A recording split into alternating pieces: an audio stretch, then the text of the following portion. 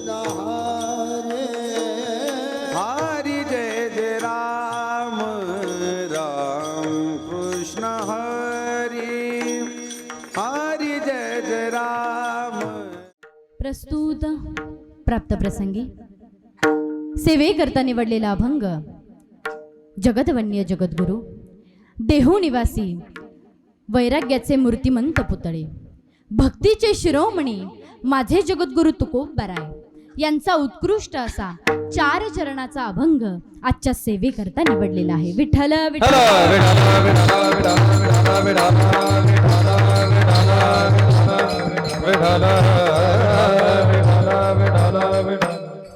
अहो पहिला नमस्कार त्या देवाला ज्याने ही सृष्टी निर्माण केली. अहो पहिला नमस्कार त्या देवाला ज्याने ही सृष्टी निर्माण केली. दुसरा नमस्कार माझ्या आई वडिलांना ज्यांनी मला जन्म दिला. दुसरा नमस्कार माझ्या आई वडिलांना ज्यांनी मला जन्म दिला. तिसरा नमस्कार माझ्या गुरुवर्यांना ज्यांनी मला ज्ञान दिलं. तिसरा नमस्कार माझ्या गुरुवर्यांना ज्यांनी मला ज्ञान दिलं. आणि चौथा नमस्कार समस्त नेवसे कुटुंबाला तुम्ही मला कीर्तन करण्याची संधी दिली. बघा आज या ठिकाणी द्वितीय पुण्यस्मरण आहे बरं का, पण काही कौतुक करावं तितकं कमी आहे. आईंचं द्वितीय पुण्यस्मरण आहे. इथं कीर्तन आहे, सकाळी प्रवचन होतं. महाराष्ट्रातील नामवंत कीर्तनकार निलेश महाराज कोरडे यांचं सकाळी प्रवचन होतं आणि आता कीर्तनाचा कार्यक्रम आहे. हे सर्व जे काही केलं याच्यामधलं आईंना काहीच मिळणार नाही, पण आईनं जे आपल्यासाठी केलं ना त्याच्यामधून उतराई होण्याचं काम हे कुटुंब करत आहे. कीर्तन आणि प्रवचन हे गेले त्यांच्याकरिता मुळीच नाही, जे जाणार आहेत त्यांच्याकरिता आहे. आज या ठिकाणी असाच पुण्यस्मरणाचा कार्यक्रम आहे. आज जो अभंग घेतलेला आहे हा तुकाराम महाराजांचा आहे आणि तुकाराम महाराज या अभंगामध्ये म्हणतात, क्षणोक्षणी हाची करावा विचार. जीवन जगत असताना आपण विचार केला पाहिजे. आता तुम्ही म्हणताल आम्ही विचार करत नाही का? अहो तुम्ही विचार करता पण तो हिताचा करत नाही. महाराजांनी सांगितलंय क्षणोक्षणी हाची करावा विचार. कोणता विचार? तरावया पार भवसिंधू. ही भवसिंधू आपल्याला पार करून जायची आहे. हाच प्रत्येक क्षणाला तुम्ही काय करा? विचार करा. कारण हा देह कसा आहे? नाशिवंत देह जाणार सकळ आयुष्य खातो काळ सावधान. हा देह नाशिवंत आहे, नाशिवान आहे, याचा काही भरोसा नाही. म्हणून तुम्ही काय करा? संत समागमे धरावी आवडी, करावी तातडी परमार्थाची. संत संगतीची तुम्ही आवड मनामध्ये धारण करा आणि त्या परमात्म्याची सेवा करा. पुढे जाऊन सांगतायत, तुका मने इह लोकीच्या व्यवहारे, नका डोळे धुरे भरून राहू. एखाद्याला थोडस फार काही यायला लागलं तर ते त्याला काय निर्माण होतो? अहंकार निर्माण होतो. आमच्यासारखा मृदुंगाचार्य तुम्हाला नाही म्हणत बरं का महाराज. आमच्यासारखा गायनाचार्य तुम्हाला पण नाही म्हणत बरं का. काही काही जण म्हणतात आमच्यासारखा कीर्तनकार, मी सुद्धा नाही म्हणत. सांगण्याचा भाग इतकाच की एखाद्याला थोडंफार यायला लागलं की त्याला अहंकार निर्माण होतो. मग तुकाराम महाराज म्हणतात, हा अहंकार रूपी धूर तुमच्या जीवनामध्ये भरून देऊ नका. मग तुम्ही काय करा? क्षणोक्षणी हाची करावा विचार. बघा जगद्गुरु तुकोबराय यांनी या अभंगामध्ये छोटासा उपदेश केलेला आहे. संत महात्मे आले कशाकरिता आले हो? या जगाला मार्ग दाखवण्याकरिता संत महात्मे आले. आम्ही वैकुंठवासी आलो याची कारणासी, बोलिले जे ऋषी साच भावे वर्ताया. जगाच्या कल्याणा संतांच्या विभूती, देह कष्टविती परोपकारी. संत महात्मे आले कशाकरिता आले? ऋषी मुनींना जो मार्ग दाखवला तो मार्ग दाखवण्याकरिता संत महात्मे आले. येथे उपकारासाठी आले घर ज्या वैकुंठी.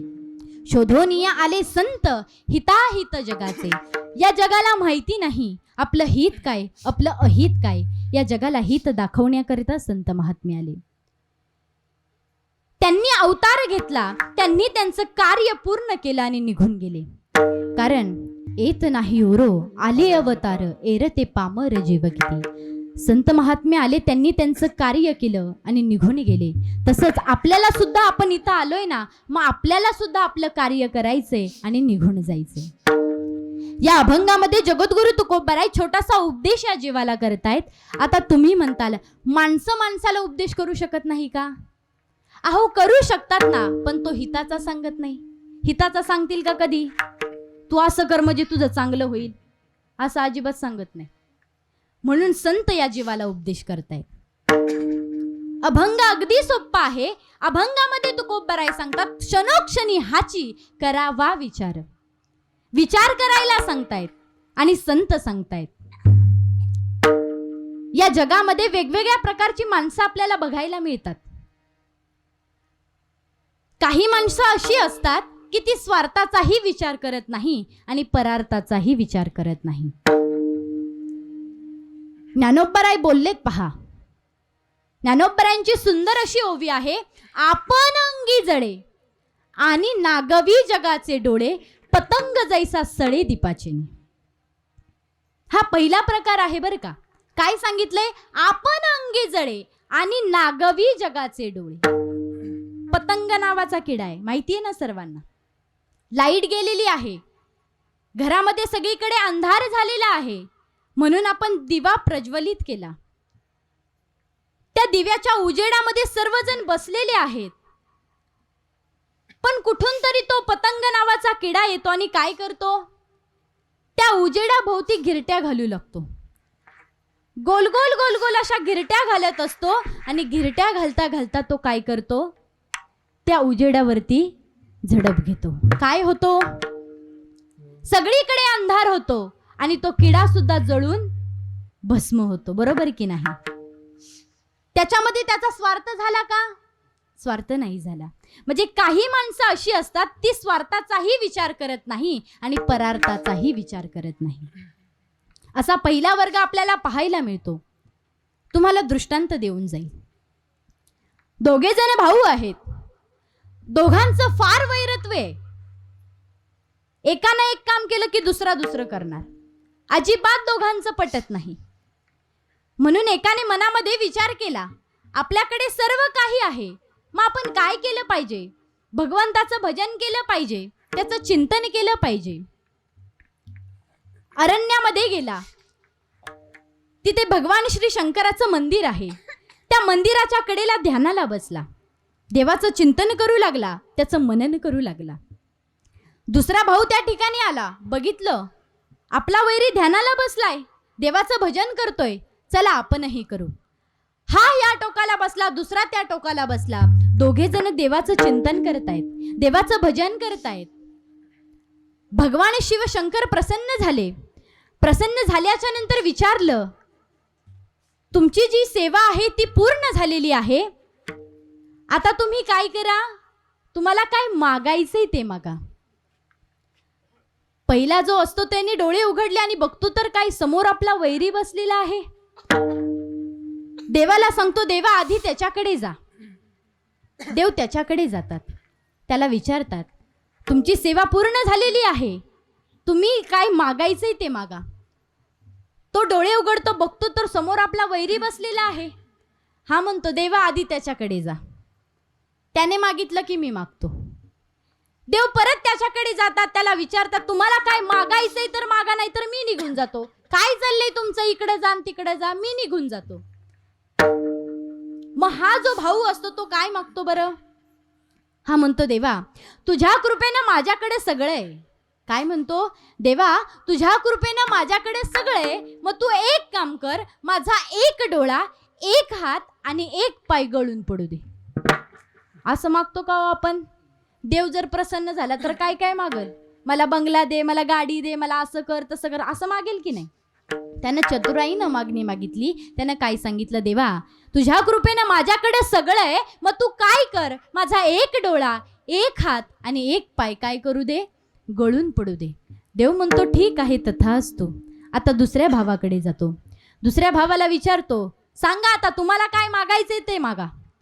हा मनामध्ये विचार करतो, पुढच्यानं काय मागितलं हे आपल्याला माहित नाही, पण त्याने काय मागितलं ना आपल्याला जर कमी पडलं तर आता काय करायचं? हा चतुराईनं मागणी मागतो. तो देवाला म्हणतो, देवा समोरच्याला जे दिलंय ना त्याच्या दुप्पट मला दे.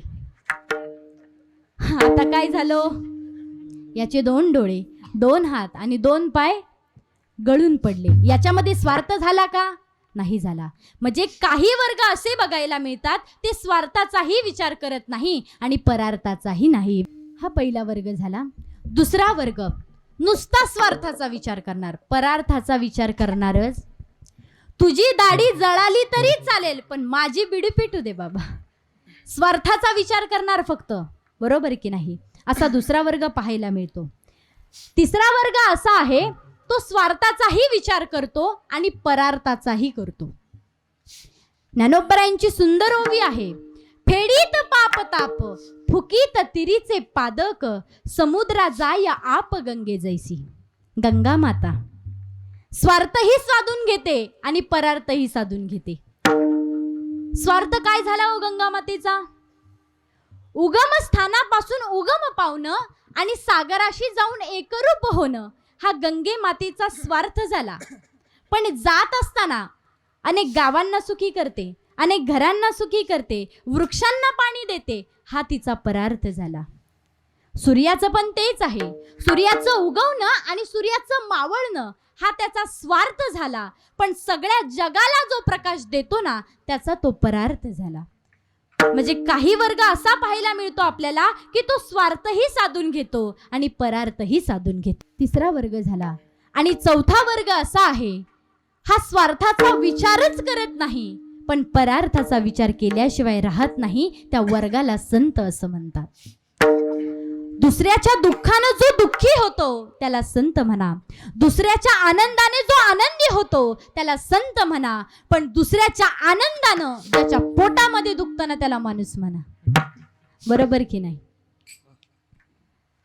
परार्थासाठी आले संत महात्मे. त्यांनी परार्थ केला, या जगावरती उपकार केले. काय केलं हो माझ्या संतानं? संसाराच्या नावे घालून या शून्य वाढत हा पुण्य धर्म केला. काय केलं संतांनी? संसाराच्या नावानं शून्य घातला. शून्य घातला म्हणजे संसाराची किंमत कमी नाही केली, उलट वाढवली. शून्य म्हणजे काहीच नाही आणि शून्य म्हणजे भरपूर काही आहे बरं का. मुलाने पेपर लिहिला. पेपर लिहिल्याच्या नंतर सराने त्याच्यावरती शून्य लिहिला. त्याला काही किंमत आहे का हो? पण शून्याच्या आधी जर 1 लिहिला तर शून्याची किंमत वाढते का कमी होते? वाढते. संसाराच्या नावे घालून या शून्य. शून्य घातला म्हणजे संसाराची किंमत कमी नाही केली तर संसाराची किंमत वाढवली. आणि काय केलं? किंमत वाढून केलं काय? हरिभजनी हे ढवळिले जग चुकविला लाग कळी काळाचा. हे जग हरिभजनामध्ये ढवळून काढलं. संत महात्मे आले, त्यांनी त्यांचं कार्य केलं आणि निघून गेले. पण इथे येत असताना त्यांनी या जगाकडे बघितलं, सगळीकडे बघितलं. बघितल्याच्या नंतर त्यांच्या मनामध्ये असा विचार आला, बघावं तो संसार करतोय, देवाचं भजन कोण करत नाही, त्याचं चिंतन कोण करत नाही.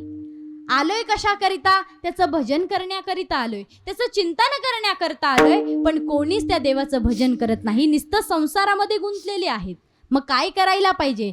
तुकाराम महाराजांनी बघितलं, सगळेजण संसार करतायत, मग यांना काहीतरी उपदेश केला पाहिजे, यांना काहीतरी मार्ग दाखवला पाहिजे. क्षणोक्षणी हाची करावा विचार, तरावया पार भव सिंधू. काय सांगितले तुकाराम महाराजांनी? क्षणोक्षणी हाची करावा विचार. क्षणाक्षणाला विचार करा. कोणता विचार करा? तरावया पार भवसिंधू. ही भवसिंधू आपल्याला पार करून जायची आहे, हाच तुम्ही प्रत्येक क्षणाला विचार करा. आपण विचार करतोय. भागवतामध्ये गोड असं वर्णन आलेलं आहे. कोणाचं? जड भरीत राजा. तुम्हाला मला सांगायचे, वासना तसा जन्म आहे. विचार कसा केला पाहिजे बघा. जड भरीत राजा आहे, त्याच्याकडे सर्व काही आहे, संपत्ती आहे, धन आहे, सर्व काही आहे.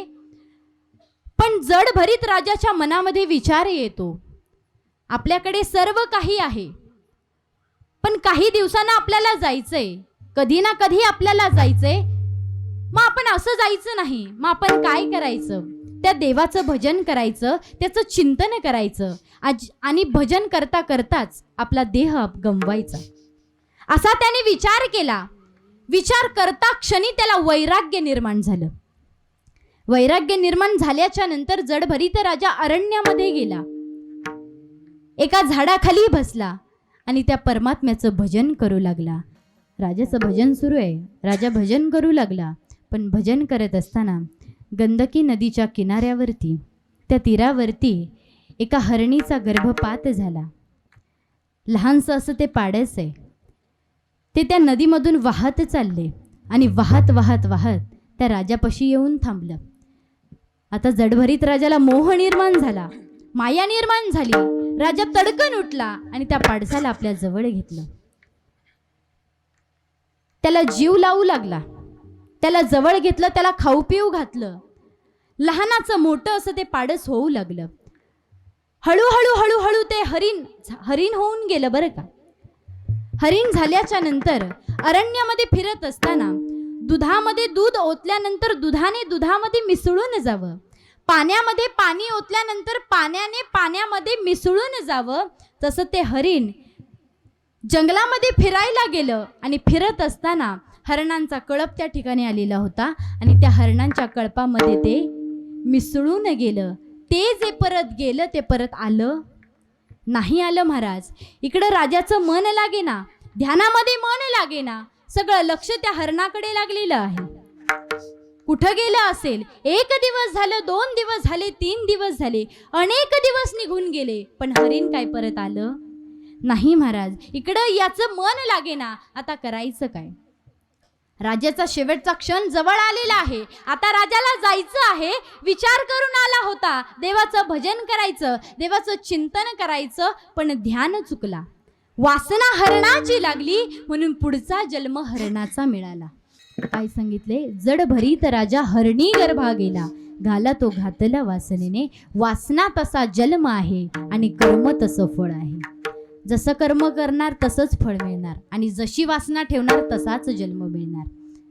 राजा विचार करून आला होता, पण विचार करून आला एक आणि करून वेगळंच बसला. म्हणून जीवन जगत असताना आपण काय केलं पाहिजे? आपण विचार केला पाहिजे. कोणी विचार केला हो? रामायणामधले अनेक उदाहरणं देता येईल बघा. रावण माहितीये सर्वांना? मागे रावण माहितीये का सर्वांना? झोपले का काय तुम्ही? 7च किती वाजले आता? 8च वाजले. झोपू नका बरं का. काय सांगितलंय मी? रावण माहितीये ना सर्वांना? रावणाचा मामा कोण? रामायण बघितलं ना तुम्ही लॉकडाऊन मध्ये? कोण आहे मामा? मारीज मामा. रावणाचा मामा कोण? मारीज मामा. रावणाचं छोटंसं काम निघालं आणि मारीज मामाकडे आला. मामाला सांगितलं, मामा तुला माझं एक काम करायचंय. मामा म्हणतो, कसलं काम? अरे मामा काही नाही रे, अगदी सोपं काम आहे. तुला काय करायचंय? सोनेरी हरणाचं रूप धारण करायचंय. काय सांगितलंय? सोनेरी हरणाचं रूप धारण करायचंय. मामा म्हणतो, कशाला रे? हा विचार करून सांगतो. मामाला म्हणतो, तुला करायचं आहे सीते मातेचं हरण. काय सांगितलंय? तुला करायचं आहे सीते मातेचं हरण, म्हणून तुला व्हायचंय सोनेरी हरण. किती सोपं सांगितलं. मामाने थोडासा विचार केला आणि मामाने सांगितलं, मी हरण होणार नाही आणि तुला हरण करून देणार नाही. रावणानं सांगितलं, नाही झाला हरण तर तुला माझ्या हातून येईल मरण. आता मामाने विचार केला, झालो हरण तरी मरल, नाही झालो हरण तरी मरल. झालो हरण तर रामाचा बाण लागेल, पण नाही झालो हरण तर रावण मारून टाकेल. एखादा जंगलामध्ये सापडावा, मागून आपला वाघ लागलाय म्हणून पळत सुटला, एका झाडावरती चढला आणि बघतो तर काय वरती साप लटकलेला आहे. म्हणजे इकडून आड तिकडून विहीर, असा हा मध्ये अडकला. पण मारीज मामाने शेवटच्या क्षणाला विचार केला. काय विचार केला? झालं हरण तरी मरल, नाही झालं हरण तरी मरल, पण झालं हरण तर रामाचा बाण लागेल आणि नाही झालं हरण तर रावण मारेल, कारण त्याला मोक्ष पाहिजे म्हणून तो सीते मातेला पळून नेतोय. मग काय करायचं? शेवटच्या क्षणाला विचार केला. सोनेरी हरणाचं रूप धारण केलं. कोणी केलं? मारीज मामाने सोनेरी हरणाचं रूप धारण केलं. रामाचा बाण लागला आणि मोक्ष प्राप्ती घडून घेतली. काय केलं मामाने? शेवटच्या क्षणाला विचार केला. तसं आपण सुद्धा प्रत्येक क्षणाला विचार केला पाहिजे, कारण महाराजच सांगतात क्षणोक्षणी हाची करावा विचार. प्रत्येक क्षणाला केला पाहिजे. अनेक उदाहरणं तुम्हाला देता येईल. पुढे जाऊन रामायणामधलीच एक गोष्ट आहे. कोणाची गोष्ट आहे? जटायूची. जटायू पक्षी सर्वांना माहितीये. काय केलं हो त्याने? ज्या वेळेस सीतामातेला पळून नेलं, कोणी नेलं? रावणानं नेलं. आणि ज्या वेळेस तो रावण पळवून नेत होता त्यावेळेस हा जटायूने हे सगळं बघितलं. जटायू त्या ठिकाणी आला आणि रावणासोबत युद्ध करू लागला. आता तो पक्षी आहे. आता रावण काही छोटा आहे का हो? किती मोठा रावण! शुद्ध कांचनांची सप्तकोटी, 7 कोटी घरं ज्याची सोन्याची आहेत. एका घराच्या चौकटीला 22 क्विंटल सोनं आहे. मग मला सांगा 7 कोटी घरांच्या चौकटीला किती क्विंटल सोनं असेल? हिशोब करत बसू नका, कीर्तन झाल्यावर येऊन सांगा. इतका मोठा रावण. आकाशाला शिडी लावेल. शिडी लागेल का हो आकाशाला? तरी पण प्रतिज्ञा करतोय. आकाशाला शिडी लावेल, खारा समुद्र गोड करेल, सोन्याला सुगंध आणेल, प्रतिज्ञा करणारा रावण. इतका मोठा रावण सीतामातेला घेऊन चाललेला आहे. हे बघितलं जटायूने. जटायू गेला आणि रावणासोबत युद्ध करू लागला. पण युद्ध करताना रावणानं जटायूचे पंख छाटले, अंगामधून रक्त येऊ लागलं. आता जटायूचा प्राण चाललेला आहे तरी त्या रावणासोबत लढतोय. पण शेवटी पराभव झाला आणि खाली पडला. खाली पडल्याच्या नंतर जटायूने थोडासा विचार केला. आपल्याला पंख नाहीयेत, उडण्याचं सामर्थ्य आपल्याकडे नाहीये. आता आपला जीव जाणार आहे, थोड्या क्षणामध्ये आपला जीव जाणार आहे. पण आपण आता करायचं काय? शेवटच्या क्षणाला त्याने विचार केला.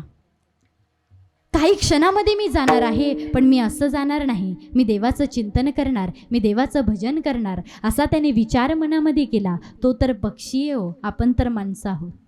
त्या पक्षाने विचार केला आणि त्या क्षणी देवाचं भजन त्याने सुरू केलं. जटायूनं भजन सुरू केलं. राजा राम राम राम, सीता राम राम राम, राजा राम राम राम, सीता राम राम राम. जटायूचं भजन चालू आहे. इकडे माझे रामप्रभू सीतामातेला शोधतायत. कुठं गेली माझी सीता? अहो झाडांना विचारतायत, वेलींना विचारतायत, कुठं गेली माझी सीता? अहो धरणी मातेला विचारतायत, कुठं गेली माझी सीता? आणि शोध घेत असताना हा जटायू वाटेमध्ये पडलेला आहे. भगवान श्री रामप्रभूंनी बघितलं इथं हा पडलेला आहे, याची अवस्था अशी कोणी केली? माझे देव खाली बसले, जटायूला आपल्या मांडीवरती घेतलं आणि विचारलं, अशी अवस्था तुझी कोणी केली रे? पण पहिल्यांदा जटायूनं सांगितलं, देवा मला माफ करा. सीतामातेला पळून नेलं त्या रावणानं. पळून नेत असताना रावणासोबत मी युद्ध केलं, पण युद्ध करत असताना माझा पराभव झाला. त्या रावणानं माझे पंख छाटले, माझ्या अंगामधून आता रक्त येतंय, काही क्षणामध्ये माझा जीव जाणार आहे. त्यावेळेस देव सांगतात, काळजी करू नका, तुम्हाला नवीन पंख देतो, उडण्याचं सामर्थ्य देतो. पण असं म्हटल्याच्या बरोबर जटायूनं विचार केला. जटायूनं सांगितलं, देवा माझ्याकडे पंख नाहीयेत, माझ्याकडे उडण्याचं सामर्थ्य नाहीये, कधी ना कधी मला जायचंय, काही क्षणात माझा जीव जाणार आहे देवा. मग मला उडण्याचं सामर्थ्य नकोय देवा, मला नवीन पंख नकोय देवा. एक काम कर, माझ्या तोंडामध्ये फक्त थोडंसं तीर्थ टाक आणि मला मोक्ष प्राप्ती घडून दे. शेवटच्या क्षणाला विचार केला. अहो दशरथ राजा मरण पावले, पण अंतकाळी कोणीही जवळ नव्हतं. जटायूनं सांगितलं, देवा माझ्या मरणाच्या काळाला तुम्ही माझ्या जवळ आहेत, मग तुम्ही काय करा, माझ्या तोंडामध्ये फक्त थोडंसं तीर्थ टाका आणि मला मोक्ष प्राप्ती घडून द्या. शेवटच्या क्षणाला विचार केला, तोंडामध्ये तीर्थ टाकलं आणि मोक्ष प्राप्ती घडून घेतली. मग आपण सुद्धा काय केलं पाहिजे? प्रत्येक क्षणाला विचार केला पाहिजे. आता तुम्ही म्हणताल, ताई तुम्ही मगासपासून सांगताय प्रत्येक क्षणाला विचार करा, क्षणोक्षणी हाची विचार करा, पण का करायचं? आम्हाला अजून लय आयुष्य मिळालेलं आहे, 100 वर्षाचं आयुष्य आहे आम्हाला. अहो त्याचा काय भरोसा आहे का? कधी उचकीला गेला आणि कधी वरती जाईल, भरोसा आहे का? अजिबात भरोसा नाही. क्षणभंगूर नाही भरवसा, याचा भरोसा नाही. मग हा देह कसा आहे? हा देह नाशिवंत आहे, नाशिवान आहे. आपल्या बरोबर काय येणार आहे? नाम हरि का साथ जो आएगा और तू कुछ ना ले पाएगा. फक्त त्या देवाचं नामस्मरण, त्याचं जेवढं चिंतन केलं ना तेवढंच तुमच्या बरोबर येणार आहे. मग तुम्ही काय केलं पाहिजे? त्या भगवान परमात्म्याची सेवा केली पाहिजे, त्याचं चिंतन केलं पाहिजे. संत समागमे धरावी आवडी, करावी तातडी परमार्थाची. संत संगतीची आवड तुम्ही मनामध्ये धारण करा आणि तुम्ही काय करा? या परमार्थाची तातडी करा. आज या ठिकाणी तुम्ही मला बोलवलं, या परिवाराने मला बोलवलं, इतका सुंदर हार माझ्या गळ्यामध्ये घातला, सांगून जाईल. स्वर्गवासी झाल्याच्या नंतर, वैकुंठवासी झाल्याच्या नंतर कुणीही गळ्यामध्ये हार घालतं. स्वर्गवासी झाल्याच्या नंतर, वैकुंठवासी झाल्याच्या नंतर कुणीही गळ्यामध्ये हार घालतं. पण जिवंतपणी गळ्यामध्ये हार पडायला फक्त वारकरी संप्रदायच लागतो, फक्त वारकरी संप्रदाय. बघा, आजच्या सेवेकरता जो अभंग घेतलेला आहे, हा अभंग तुकाराम महाराजांचा आहे. तुकाराम महाराज या अभंगामध्ये सांगतात, तुम्ही प्रत्येक क्षणाला विचार करा, कारण ही भवसिंधू आपल्याला पार करून जायची आहे. कारण हा देह नाशिवंत आहे, नाशिवान आहे. नाशिवंत देह जाणार सकळ, आयुष्य खातो काळ सावधान. म्हणून तुम्ही काय करा? संत संगतीची आवड मनामध्ये धारण करा आणि काय करा? परमार्थाची तातडी करा.